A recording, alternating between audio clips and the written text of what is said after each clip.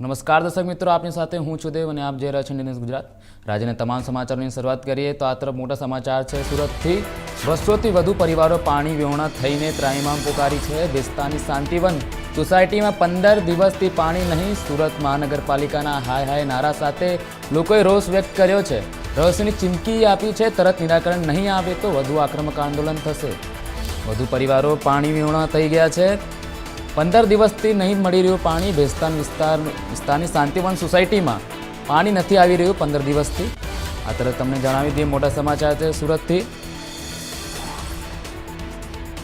બેસ્તાની શાંતિવન સોસાયટીમાં 15 દિવસથી પાણી નહીં આવી રહ્યું। સુરત મહાનગરપાલિકા હાય હાયના નારા સાથે રોષ વ્યક્ત કરવામાં આવી રહ્યું છે। રહીશોએ ચીમકી આપી છે, જો તરત નિરાકરણ નહીં આવે તો વધુ આક્રમક આંદોલન થશે। 200થી વધુ પરિવારો પાણી વિહોણા થઈને ત્રાહિમામ પોકારી છે। મોટા સમાચાર છે સુરતથી। બેસ્તાની શાંતિવન સોસાયટીમાં 15 દિવસથી પાણી નહીં આવી રહ્યું છે। 200થી વધુ પરિવારો પાણી વિહોણા બની રહ્યા છે।